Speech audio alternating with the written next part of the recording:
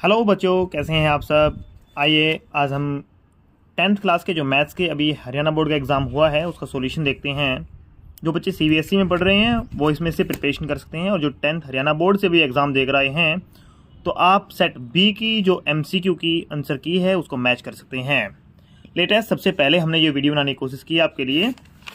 आज हम बात करते हैं 10th क्लास के हरियाणा बोर्ड के मैथ्स के एग्जाम की, और इसके अंदर आपने जो क्वेश्चन अटेम्प्ट किए हैं MCQ वो किस प्रकार से किए हैं उसके बारे में थोड़ा सा डिस्कस करते हैं। कोशिश रहेगी कि आपको डिटेल में एक्सप्लेनेशन दी जाए इनके आंसर्स के बजाय। विच of the following is not a rational number, निम्न में से कौन सी परिमेय संख्या नहीं है।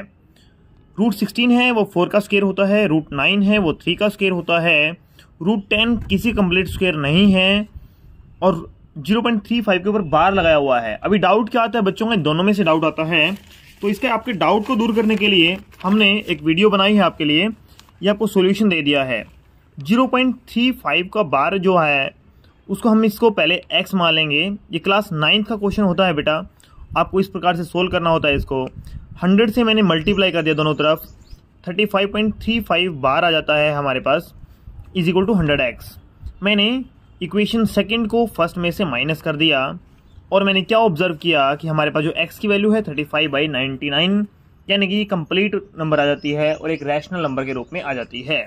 इसलिए हमारा जो ऑप्शन आएगा वो सी ऑप्शन करेक्ट होगा। First question C option correct, set B class 10th HBSC board exam.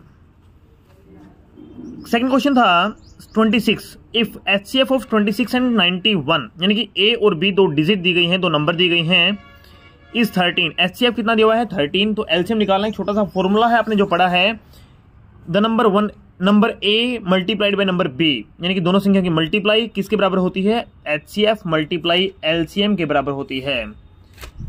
तो हमने जो दोनों नंबर्स को मल्टीप्लाई किया इज इक्वल टू HCM को 13 रखा।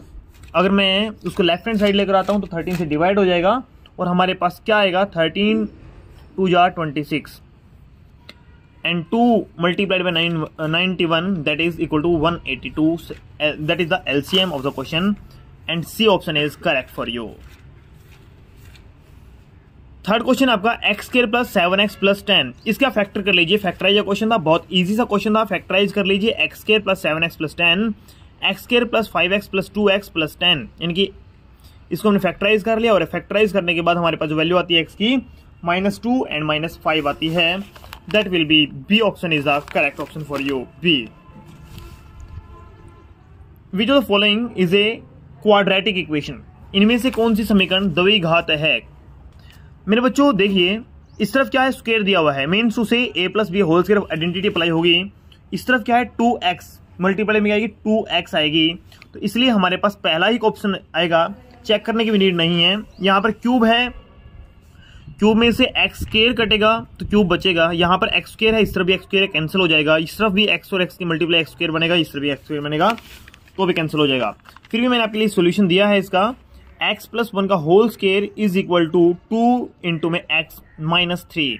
इसको अगर मैं सोल्व करता हूं तो x² + 1 + 2x is equal to 2x - 6।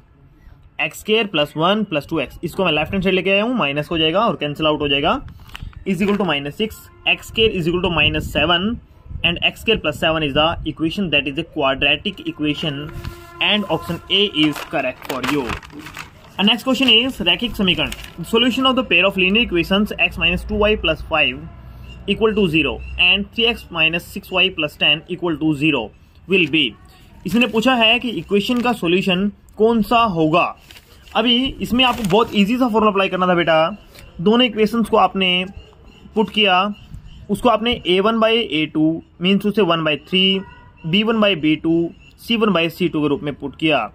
That is 1/3, that is 2 3 जा 6, 1/3, 5 2 जा 10, that is 1/2। Means to say a1/a2 is equal to b1/b2 but not equal to c1/c2। तो हमारे पास क्या आता है, इसका कोई भी सॉल्यूशन नहीं है इस इक्वेशन का।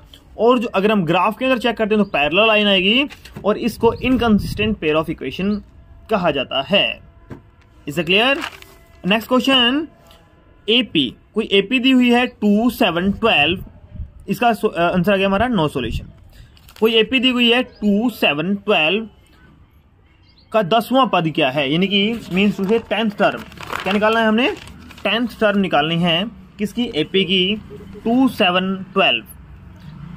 इसके अंदर से हमारा आंसर क्या आएगा, 47 आएगा। वो कैसे आएगा देखिए, A1 हमारे पास कितना है 2, A2 कितना है 7 और D हमारा क्या आएगा 7 - 2 यानी कि 5। तो क्या आता है A10 is equal to A1 plus n-1 into D, formula apply किया, A1 plus n-1 10 - 1 that is 9 multiplied by D 5 and the answer is 47। आपका डी ऑप्शन करेक्ट आ जाता है। क्वेश्चन नंबर 7 है, if third and 7th term of an AP is 5 and 9, third term is 5 and 7th term is 9, third term is 5 and 7th term is 9, means to say third term that is A1 plus 2D is equal to 5, A1 plus 6D is equal to 9। अगर मैं subtract करता हूं equation 1 में से मैंने 2 को subtract किया तो A1 कैंसिल हो जाएगा, 2 - 6 that is -4D, 5 - 9 that is -4, -2 minus cancel हो जाएगा और D is equal to 4 divide by 4 that is 1। इस D की वैल्यू मैंने किसके अंदर पुट कर दी, इक्वेशन फर्स्ट में पुट कर दी, पुट इन इक्वेशन फर्स्ट। तो हमारे पास क्या आता है, A1 plus 2 into D1, A1 plus 2 is equal to 5, A1 is equal to 5 - 2 that is equal to 3। A1 की वैल्यू आने के बाद A1 plus 10D is equal to 11, A11 हमें 11 टर्म फाइंड करनी है, तो A1 plus 10D means to से 3 plus 10 into 1 that is 13, A11 that is 13 is the answer. 6 chapter question है बेटा, पूरे पेपर में जहां तक मैंने चेक किया है सिर्फ और सिर्फ 2 ही क्वेश्चन दिए गए हैं और सबसे इजी कॉन्सेप्ट क्वेश्चन दिए गए हैं। इससे इजी पेपर आपका नहीं आ सकता। अगर आपका इससे इजी पेपर आता है तो मतलब आप कहीं ना कहीं कुछ ना कुछ अच्छा कर रहे हैं। अदरवाइज मैं बता दूं अभी तक के बोर्ड के रिकॉर्ड के अनुसार इस पेपर में आप 100/100 बिल्कुल इजीली ले सकते थे। क्वेश्चन दिया गया है DE पैरेलल टू BC और आपने आइडेंटिटी पढ़ी थी, if I am just discussing about the triangle ADE and triangle ABC, तो हमारे पास ADE और ABC ट्रायंगल है तो उसके अंदर से एक लाइन पैरेलल आती है तो हमारे पास क्या आएगा, रेशियो बराबर आएगा। यानी कि पहले हम क्या करते हैं, अगर हम इसको प्रूफ करते हैं तो ADE ट्रायंगल को ABC के पहले सिमिलर प्रूफ करेंगे और फिर इनका साइड का जो रेशियो है वो इक्वल आता है।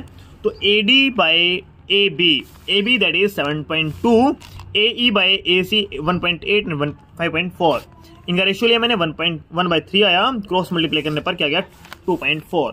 तो हमारे पास आंसर क्या आ जाएगा 2.4। जिन बच्चों ने 2.4 लिखा है उनका आंसर ठीक रहेगा। इसके अंदर ज्यादा एक्सप्लेनेशन नहीं करनी थी, 1 नंबर क्वेश्चन है, एग्जामिनर को सिर्फ और सिर्फ इसकी वैल्यू से मतलब है। नेक्स्ट क्वेश्चन है, ये भी 6 चैप्टर क्वेश्चन है, if area of 2 similar triangles you know very well the area is equal to area of 2 triangles. मैंने इसको लेट कर लिया ABC और PQR। जो एरिया होता है वो साइड्स के स्क्वायर के बराबर होता है, तो area of 2 triangles is equal to square of the sides. तो हमारे पास क्या आ जाएगा, जो एरिया है वो क्या आ जाएगा 9/16 रेशियो दिया हुआ है और साइड के इक्वल मैंने पुट किया। अगर यहाँ पे स्क्वायर है तो इसकी सिर्फ लेकर बेटा स्क्वायर रूट हो जाएगा और 9 किसका स्क्वायर रूट है 3 का, 16 4 का, तो हमारे पास आंसर क्या आएगा 3:4। जिन्होंने किया है टिक बिल्कुल ठीक रहेगा। बहुत ही इजी क्वेश्चन दिया हुआ है, points A and B, light इसको कर लीजिए AB, A और B के बीच की डिस्टेंस निकालनी थी बेटा, डिस्टेंस फॉर्मूला अप्लाई करना था और डिस्टेंस फॉर्मूला में x2 माइनस x1 का होल स्क्वायर प्लस में y2 माइनस y1 का होल स्क्वायर, इस प्रकार से करते हुए आपका जो आंसर आ रहा है वो क्या आ रहा है 4√2। गलती क्या करते हैं, 16 + 16 है ये 32 आता है। जिनको ऐसा लग रहा है कि बहुत स्पीड से करवा रहा हूं तो बहुत बेटा वो 0.5x कर लेना। तो क्या आ जाएगा हमारे पास √32 आ जाएगा, 16 × 2, 16 क्या आ जाएगा 4 और 4√2 आंसर आ जाएगा आपका। नेक्स्ट क्वेश्चन है 11th क्वेश्चन को पढ़ते हैं, ध्यान से देखिए। The coordinates of the points which divides a line segment joining the point A and B in the ratio 2:1 internally are. अब क्या दिया गया है 2:1 दिया गया है और मेरे बच्चों हमें निकालना क्या है, उस पॉइंट की वैल्यू निकालनी है। तो देखिए बड़ा ही इजी क्वेश्चन दिया गया है, सेक्शन फॉर्मूला क्वेश्चन है। क्या कहता है, मैंने इसको A और B मान लिया, बीच में एक C पॉइंट लिया जिसके अंदर रेशियो 2:1 है और 2:1 वाले जो पॉइंट है हमारा, इसको मैंने कैसे सोल्व किया बेटा कि A और जो B पॉइंट है उसके अंदर से M1 हमारा 2 है, M2 हमारा 1 है, M1 और M2 हमारे पास दिया गया है C के ऊपर X कोऑर्डिनेट निकालूंगा मैं, तो फॉर्मूला अप्लाई होता है हमारा M1 x2 प्लस में M2 x1 divide by M1 plus m2। एक बार फिर से बोला हूं, जिनको स्पीड ज्यादा लग रही है वो 0.5x या 0.75x पर अपना वीडियो को चेक करें और सॉल्यूशन को ध्यान से सुनने की कोशिश करें। सभी क्वेश्चन का सॉल्यूशन के साथ आंसर मिलेगा आपको। देखिए m1x2 प्लस में m2x1 divide by m1 plus m2, हमारे पास आंसर क्या आ जाएगा 0/3 दैट इज 0। अब ऑप्शन को चेक करता हूं तो 1 और 2 ऐसे ऑप्शन हैं जिनके अंदर 0 दिया गया है बेटा, तो इसलिए मुझे y भी निकालना पड़ा। y निकालना निकल के आया हमारा -7/3, तो हमारे पास 7C ऑप्शन करेक्ट आ जाता है, -7/3 और 0। बहुत ही इजी क्वेश्चन दिया गया है ट्रिग्नोमेट्री का, इससे इजी क्वेश्चन नहीं आ सकता बेटा। 5 कॉमन ले लीजिए, second square minus tangent square, identity apply होगी, second square minus tangent square equal to 1, identity apply होगी और हमारे पास आंसर क्या आ गया 5 × 1 दैट इज इक्वल टू 5। इससे आसान पेपर कैसे आएगा, ये हमने कल ही आपको एक्सप्लेन किया था, शायद ये वीडियो अपलोड नहीं हो पाई थी किसी कारण से। वीडियो बनी हुई है इसकी 10 चैप्टर सर्कल की और दोनों क्वेश्चन उसी में से आए हुए हैं। A line intersecting a circle in 2 points। 2 points बेटा क्या होता है, जो सर्कल है सर्कल के अंदर टेंजेंट होती है वो 1 पॉइंट पर टच करती है, इसको टेंजेंट बोलते हैं। और जब कोई सर्कल के अंदर कोई लाइन 2 पॉइंट्स पर इंटरसेक्ट करती है, काटती है, इंटरसेक्टिंग लिखा हुआ है, तो उसको सिकेंट बोला जाता है। दैट इज ए 2 पॉइंट्स, उसको क्या बोलते हैं बेटा सिकेंट, छेदक रेखा बोलते हैं हिंदी मीडियम कोई बच्चा है तो। 14th क्वेश्चन है आपका, देखिए ध्यान से, ये कहता है length of an arc of A sector of angle. क्या निकालना है हमें, लेंथ ऑफ आर्क निकालनी है। सपोज इसकी बात करता हूं तो ये निकालना है, और इसको निकालने के लिए हमें क्या करना पड़ता है θ/360, यानी कि θ/360 मल्टीप्लाई में 2πr। 2πr का फॉर्मूला लगेगा, 2 को मैंने कैंसिल करता हूं तो 180, θ/180 multiply πr, πr θ/180 that is a is the answer. तो आपका आंसर क्या आ जाएगा, ए आ जाएगा। अगर आपको अच्छा लग रहा है तो चैनल को सब्सक्राइब करके और लाइक करना मत भूलिएगा। क्वेश्चन नंबर 15 की बात करते हैं। 15 के अंदर क्या कहता है, देखिए if tangents PA and PB from a point P to a circle. बहुत ही बढ़िया क्वेश्चन दिया हुआ है और मोस्ट ऑफ द बच्चों को गलत मिलेगा ये क्वेश्चन। मैं आपको बता दूं, अगर आपने थोड़ी सी भी लापरवाही की होगी तो गलत मिलेगा, अगर आपने थोड़ी सी चतुराई की है तो बिल्कुल अच्छा मिलेगा क्वेश्चन आपका, ठीक मिलेगा। देखिए बेटा ये फिगर बन रहा है इसका, क्या कहता है, ये कोई सर्कल है जिसके अंदर कहते हैं कोई P पॉइंट है जहां पर 2 टेंजेंट्स आपस में टच कर रही हैं। PA और PB हमारे पास 2 टेंजेंट्स हैं, O सेंटर है, और इसको कैसे सोल्व करना है देखिए ध्यान से। ये कहता है, अगर मैं इस क्वेश्चन की बात करता हूं तो OA, हमने थ्योरम पढ़ी थी बेटा 10 चैप्टर के अंदर, if a tangent is drawn on a circle, कोई भी टेंजेंट अगर ड्रॉन की जाती है कहां से, a line drawn from the centre, कोई भी लाइन जो सेंटर से आती है, that is always perpendicular on the tangent, वो हमेशा क्या होती है टेंजेंट पर परपेंडिकुलर होती है, मेन से 90 डिग्री एंगल बनाती है। तो 90 का ये होता है, 90 ये होता है 180 डिग्री एंगल, और साथ में यहां पर क्या दिया होता है 70 का।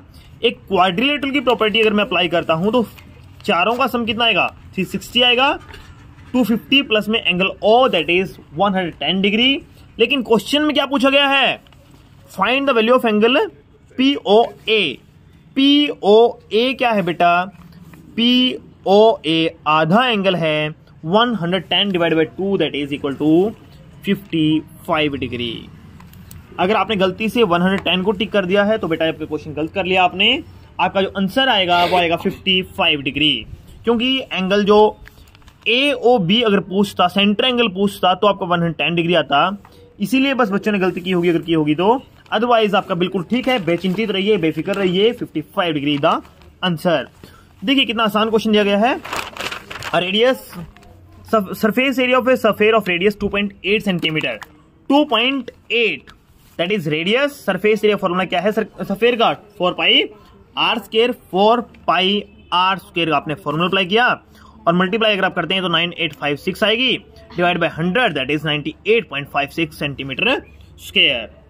इसका अगर मैं कंप्लीट देखता हूं पेपर को, थोड़ा सा अगर मैं नजर डाल लेता हूं पूरे पेपर के ऊपर, सॉल्यूशन नहीं करूंगा मैं इसका बाकी का, तो हमारे पास यहां तक हमने ऑप्शन साइड आपके 16 करवा दिए हैं। जिन बच्चों 16 ठीक है वो कमेंट में जरूर बताएं, और जिन्होंने जो भी गलती की है वो गलती को ऑब्जर्व करके चेक करें कि आपने गलती कहां कर दी है। मेरे बच्चों 17 क्वेश्चन है, फर्स्ट चैप्टर क्वेश्चन आया, बहुत ही इजी क्वेश्चन है। 2 नंबर का क्वेश्चन आपका बनता है 3 + √5। इसके अंदर से आपको क्या करना है, इक्वल टू, अगर आप a/b पुट करते हो तो इसको आप √5 = a/b माइनस में 3 करके इसका सोल्यूशन कर सकते हो। अगला क्वेश्चन देखिए, find the quadratic polynomial sum and product alpha and beta. ये क्या कहता है, sum and product means to say that is alpha plus beta and that is alpha beta. आपके जो फैक्टर्स हैं जो 0 बनेंगे उनका जो सम है वो -1/4 है और जो प्रोडक्ट है वो -1/4 है। देखिए बड़े ही इजी क्वेश्चन बनेगा बेटा, alpha plus beta is equal to -b/a is equal to -1/4 and alpha beta is equal to 1/4 that is c/a। Minus से माइनस कैंसिल आती है, a हमारा क्या आएगा, दोनों में 4 आएगा, b की वैल्यू 1 आई और c की वैल्यू भी 1 आई, तो 4x² + x + 1 हमारे पास इक्वेशन आ जाती है। यही क्वेश्चन था और 2 मार्क्स आपके बिल्कुल फ्री के थे। k के किस मान के लिए, देखिए इंग्लिश में पढ़ते हैं, for which value of k will the following pair of the linear equations have no solution. अब ये भी करवाया था आपको मैंने ऑप्शन टाइप के अंदर, जहां पर a1/a2 b1/b2 not equal to c1/c2 आएगा, वहां पर इक्वेशन का नो सॉल्यूशन होगा। ग्राफ के अंदर पैरेलल लाइन आएगी और इनकंसिस्टेंट पेयर ऑफ इक्वेशन आएगा। यानी कि आपने क्या करना है, इसके अंदर a1/3/2k-1 और 1/k-1 को इक्वल पुट कर देना है और आपका आंसर आ जाएगा। समझ मेरी बातें, आगे बढ़ते हैं। क्वेश्चन नंबर 20 आपका, the length of a tangent from a point A at a distance 5 centimetre from the centre of the circle is 4 centimetre, find the radius of the circle. हमने क्या निकालना है, रेडियस निकालनी है। बड़ा ही इजी क्वेश्चन है बेटा, 10 चैप्टर क्वेश्चन है, एनसीईआरटी बुक से उठाया गया क्वेश्चन है। ये कहता क्या है इसके अंदर, देखिए ध्यान से, ये कहता है कि हमारे पास क्या दिया गया है, the length of a tangent from a point A to at a distance 5 centimetre from the centre. ये कहता है ये टेंजेंट है हमारे, ये ओ कोई सेंटर पॉइंट है, length of a tangent from a point A, एक बिंदु ए से जो एक वृत्त के केंद्र से 5 सेंटीमीटर दूरी पर है। ये ए केंद्र से 5 सेंटीमीटर दूरी पर है कोई बिंदु ए, ये 5 सेंटीमीटर डिस्टेंस है। वृत्त की स्पर्श रेखा की लंबाई 4 सेंटीमीटर है, यानी कि टेंजेंट की लंबाई कितनी है, 4 है। ये आपको पता है 90 डिग्री होती है यहाँ पर। ये आपका क्या बन जाता है बेटा, हाइपोटेनिस बन जाता है। ये आपका बेस, इसको आपको परपेंडिकुलर रेडियस निकालना है। तो 5² - 4² इज इक्वल टू आपका रेडियस मान लीजिए, इसको r मान लीजिए, रेडियस का स्क्वायर, तो 25 - 16 is equal to r², 9 is equal to r² और r आपका कितना आ जाएगा, 3 सेंटीमीटर आ जाएगा। ये आपका आंसर था, रेडियस 3 सेंटीमीटर निकल के आ जाएगा आंसर बिना किसी ऑब्जेक्शन के। अगला क्वेश्चन है, d = 0 दिया हुआ बेटा, यानी कि दोनों जो आपके रूट्स हैं वो इक्वल हैं, तो d = 0 दिया गया है। इक्वेशन में क्या आ जाएगा, ये आपका 20 था क्वेश्चन। 21 में अगर मैं सोल्व करता हूं तो d = b² - 4ac आ जाएगा, k² - 4 × 2 × c3, k² - 2 3 × 6 × 24 = 24, k = √24 आ जाएगा बेटा। और अगर मैं इसको सोल्व करता हूं तो क्या आ जाएगा, 6 4 × 24 that is 2√6 is the answer आ जाएगा, जो कि हमारा आंसर आता है। One card is drawn from a well shuffled deck of 52 playing cards. Find the probability of getting a king of red color. King एक ही होता है, रेड कलर के कितने होते हैं, 2, क्योंकि अगर मैं बात करता हूं तो रेड कलर में कितने आते हैं, 2 चीजें आती हैं, एक क्या आती है, ईंट आती है और दूसरा पान आता है, यानी कि तो हमारे पास क्या है, 2 जाएंगे, तो 2 out of 52 that is 2/52 is the probability, 1/26, 1/26, ये आपका आंसर आ जाता है बेटा। आगे देखिए, बड़ा ही इजी सा पेपर है। अगला क्वेश्चन है 23 क्वेश्चन, 4 मार्क्स का क्वेश्चन दिया गया है, बड़ी ही इजी क्वेश्चन के रूप में। If we add 1 to the numerator, क्या कहता है बेटा, कहता है ये if we add 1 to the numerator, let मैंने क्या मान लिया, x/y, ये न्यूमरेटर x होता है बेटा, ऊपर वाला न्यूमरेटर होता है, y डिनोमिनेटर होता है, पता है आपको। और आपने क्या कर दिया है, देखिए कहता है ये, अगर हमने इसके अंदर 1 ऐड किया और इसके अंदर भी 1 ऐड किया, जैसे हम बात कर रहे थे किसकी, ये कहता है if we add 1 to the numerator and subtract, that is बेटा सब्ट्रैक्शन है यहाँ पर, subtract 1 from the denominator, a fraction reduce to 1, यानी कि फ्रैक्शन क्या बन जाती है, 1, it becomes 1/2 if we only add 1 to the denominator, यदि हम डिनोमिनेटर के अंदर 1 ऐड करते हैं तो ये क्या बन जाती है, 1/2 बन जाती है। तो मेरे बेटा हमारे पास 2 इक्वेशन आ जाती हैं और आप इसको सोल्व करके सॉल्यूशन निकाल सकते हैं। अगला क्वेश्चन है 9x² - 6x + 1, 9 बन जा 9, इसके अंदर बेटा 3 और 3 फैक्टर आ जाएंगे, दोनों माइनस के फैक्टर ले लोगे, -3x -3x। 1 मिनट का भी क्वेश्चन नहीं है, 4 मार्क्स का क्वेश्चन दिया हुआ है। अगर मैं बात करता हूं 9x² - 6x + 1, 9x² - 3x - 3x + 1, तो ये कहता है कि हमारे पास क्या आ जाएगा, 9x² - 3x - 3x, माइनस और माइनस की मल्टीप्लाई करोगे तो प्लस आएगा, और माइनस माइनस ऐड करोगे तो -6 आएगा। 3 3 जा 9। अगर मैं बात करता हूं तो हमारे पास 3x - 1 एंड 3x - 1, हमारे पास 2 क्या आ जाएंगे, फैक्टर आ जाएंगे। तो 3x = 1, 3x = 1/3, दोनों सॉल्यूशन कहेंगे x = 1/3 आएंगे। और नेचर ऑफ द रूट पूछे इसने, दोनों इक्वल हैं, इक्वल रूट्स हैं। और क्या बताना है इसके अंदर, find the nature of the root of the following quadratic equation. Nature क्या है, दोनों इक्वल रूट हैं, d की वैल्यू क्या आएगी इसके अंदर, 0 आएगी। If real root possible then solve it, solve कर दिया हमने, कोई बात नहीं है। 3 अंकों वाली, वैसे आपको इसको फैक्टराइजेशन सोल्व नहीं करना था, डिस्क्रिमिनेशन मेथड लगेगा बेटा इसके अंदर, जिसने पूछा गया ना पहले, इसके अंदर क्या लगाओगे आप, पहले d निकाल दोगे बड़ा ही इजी तरीके से, b² - 4ac, b that is -6 का whole square -4ac, 36 - 36 = 0, d = 0, so the 2 real roots are possible। 3 अंकों वाले, how many 3 digit numbers are divisible by 6, बेटा 6 से 3 डिजिट्स वाली कितनी नंबर्स डिवाइड हो सकती हैं, उसके बारे में बात करते हैं। तो बात कर रहे थे बेटा कि 6 से डिवाइड होने वाली। अब देखिए अगर मैं बात करता हूं 100 है, 100 को 6 से डिवाइड करके देखता हूं, पहले 3 डिजिट की पहली संख्या स्टार्ट होती है और लास्ट क्या है, 999 है। 6 1 जा 6 दैट इज 40, 6 6 जा 36, कितना रिमाइंडर बच जाता है, 4।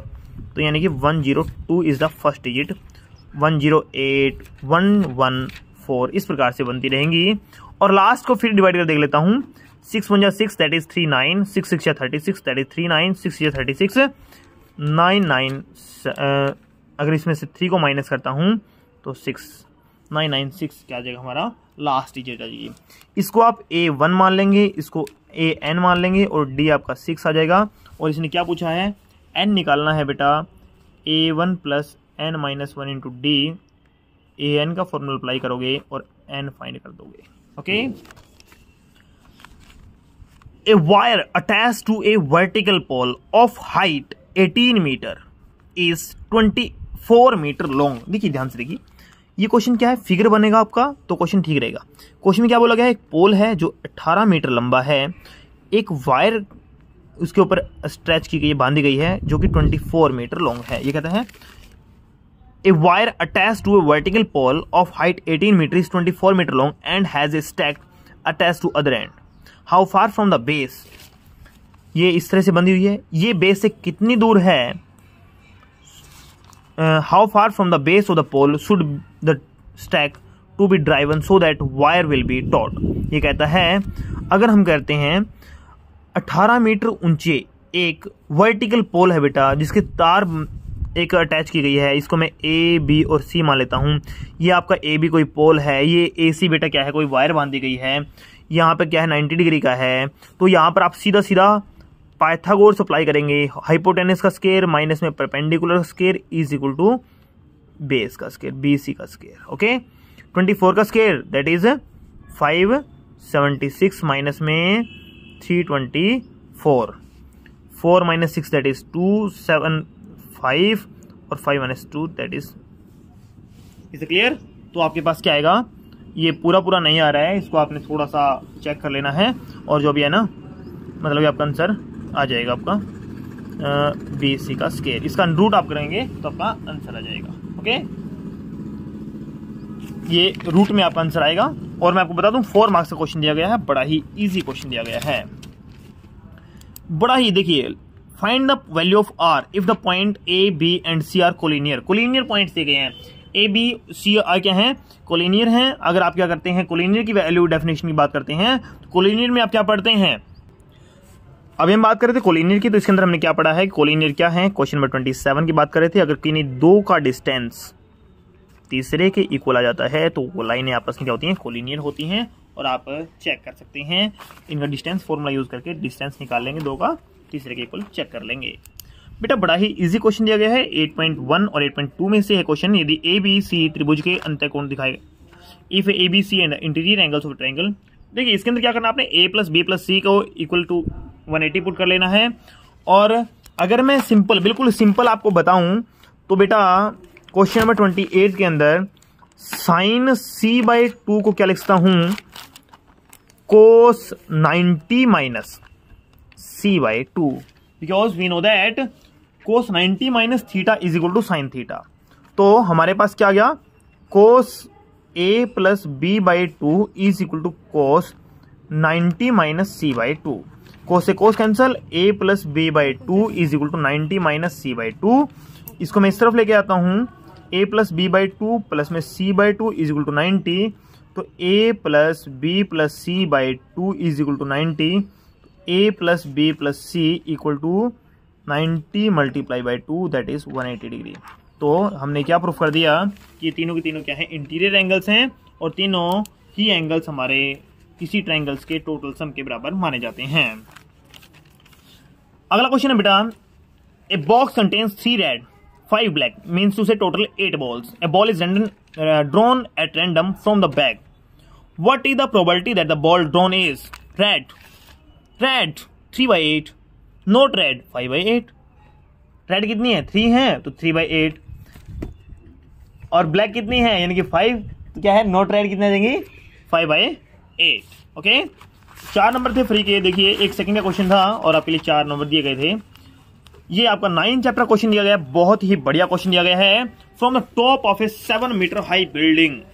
बेटा इन क्वेश्चंस के अगर आपके डायग्राम सही बन जाते हैं तो आपका क्वेश्चन ठीक है, अगर आपको डायग्राम ही बनाने नहीं आते तो क्वेश्चन गलत हो जाता है। ये क्या कहता है कि हमारे पास क्वेश्चन नंबर 31 की बात कर रहा हूं। हो सकता है आपको थोड़ी सी इनकन्वीनियंस हो मेरी ऐसे सीट्स को यूज करने में, लेकिन जल्दी के चक्कर में ऐसा किया गया है ताकि आपके पास वीडियो जल्द से जल्द पहुंच सके। ये कहता है बेटा कोई भी बिल्डिंग है जो क्या है, एक 7 मीटर हाई बिल्डिंग है, ये 7 मीटर। आगे कहता है the angle of elevation of the top of A cable tower is 45 degree. ये क्या ले लिया, कोई केबल टावर है, इसके ऊपर एंगल ऑफ 45 है, डिप्रेशन भी 45 है, determine the height of the, यह कमाल की बात की गई है। ये कोई बिल्डिंग है, इसकी परछाई यहां पर आ रही है, ये भी 45 है और ये भी 40। वाह जी कमाल की बात है, पहले से ही पता है, हम इशू ही नहीं, जितनी ये है उतनी ही ये है। समझ में आ रही मेरी बात। ये कहता है 7 मीटर ऊंचे भवन के शिखर से एक केबल टावर के शिखर का उन्नयन कोण। ये फिगर गलत बन गया बेटा। फिगर में क्या कहता है, 7 मीटर ऊंचा कोई भवन है, 7 मीटर ऊंचे भवन के एक शिखर से, इसके टॉप से एक केबल टावर के शिखर का, केबल टावर के शिखर का उन्नयन कोण 45 डिग्री का है। ठीक है जी बात। और इसके पाद का यानी कि पैरों का अवनमन कोण 45 डिग्री है। यानी कि अगर मैं बात करता हूं भवन के शिखर से केबल टावर के टॉप का भी और इस तरफ का भी, ये भी क्या है बेटा, ऐसे फिगर बनेगा।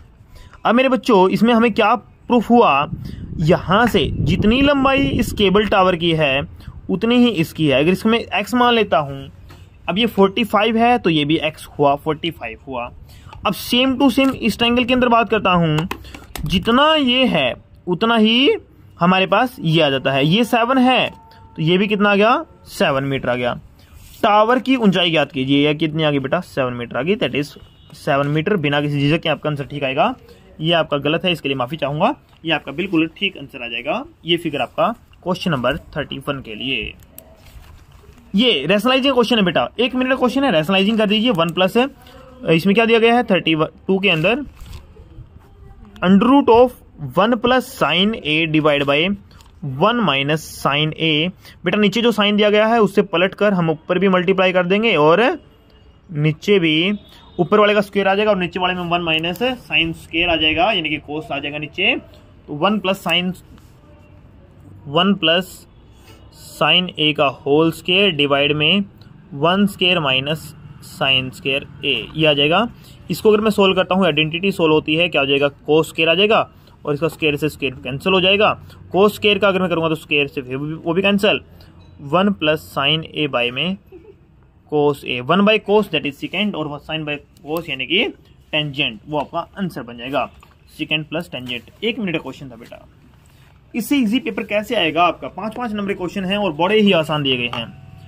Dry circle of radius 5 centimetre, 5 centimetre को सर्कल खींचना था आपने फ्रॉम ए पॉइंट, और उस पॉइंट से क्या करना है आपने उसका, फिर from a point 9 centimetre away from its centre, centre से 9 सेंटीमीटर की दूरी पर एक और पॉइंट लगाना है। Construct a pair of tangent to the circle and measure their length. Oh my god, अगर मैं बात करूं कि कितना इजी क्वेश्चन दिया गया है। कोई सर्कल लिया आपने 5 सेंटीमीटर का बेटा, इससे 9 सेंटीमीटर यानी कि 4 और बाहर ले लिया, एक सर्कल खींचा गया from a 9 centimetre away from the centre circle, the construct the pair of tangent to the circle. आपने यहाँ पर एक पेयर ऑफ टेंजेंट खींचना है और यहाँ पर क्या कर देना है, इसका एक सर्कल ड्रा हो जाएगा इसका, ठीक है ना, 4 सेंटीमीटर का। ये आपने इसके अंदर करना था और आपका आंसर आ जाएगा। अगला क्वेश्चन है, क्या निकालना है, बड़ा ही इजी क्वेश्चन है बेटा। मीन निकालना है, इन सबका प्लस करके सीधा डायरेक्ट मेथड से कर सकते हैं और इजीली इसी निकाल सकते हैं। 510 ये आपका जो क्लास इंटरवल आएगा आपका 510, 530, 550, 570, 590 इस प्रकार से आएगा और हमारे पास क्या आएगा, मेन आ जाएगा। अगला क्वेश्चन है मेडिसिन कैप्सूल। ये बिल्कुल ही इंपॉर्टेंट क्वेश्चन, 13 चैप्टर का 50 बार बोर्ड में आता है और बड़ा ही इंपॉर्टेंट क्वेश्चन है, बच्चों ने हमेशा से किया होगा। कैप्सूल वाला question is in the shape of the cylinder with the 2 hemispherical structure. ये कहता है उसके अंदर क्या होता है, एक कैप्सूल दिया होता है इस प्रकार से हेमिस्फीयर, और दोनों साइड क्या होता है, हेमिस्फीयर होता है, बीच में सिलेंडर होता है। इस प्रकार का क्वेश्चन होता है बेटा, जिसके अंदर जो length of the entire capsule is 14 mm and diameter of the capsule is 5। Diameter करूंगा तो मतलब कि रेडियस, और रेडियस 5 गया तो बीच वाला 9 है, ये 2.5 रेडियस का हो जाएगी। और इस प्रकार से क्वेश्चन का क्या करते हो आप, पूरा वॉल्यूम पृष्ठ क्षेत्रफल निकालना है, यानी कि सरफेस एरिया निकाल सकते हो। Metallic sphere of radius 3.5 centimetre is melted and recast into the shape of the cylinder. बेटा पहले क्या करना आपने, जो हमारे पास मेटेलिक सफीर है उसका हमने वॉल्यूम निकालना है, और उसका वॉल्यूम निकालने के बाद उसको कंप्लीट को रिकास्ट करके दोबारा से वॉल्यूम में कन्वर्ट कर देना है, किसमें, सिलेंडर में, और आपके पास क्या आ जाएगी, हाइट आ जाएगी। ये आपका सेट बी था मेरे बच्चों। अगर आपको अच्छी तरीके से समझ में आया है, आपने आप चेक कर लिया है और आपके अच्छे नंबर बन रहे हैं तो कमेंट में लिखिए, जिसके 100 नंबर बन रहे हैं, यानी कि 80 आउट ऑफ 80। और आप इस वीडियो को लाइक करना, सब शेयर करना मत भूलिएगा। Thank you so much, have a nice day.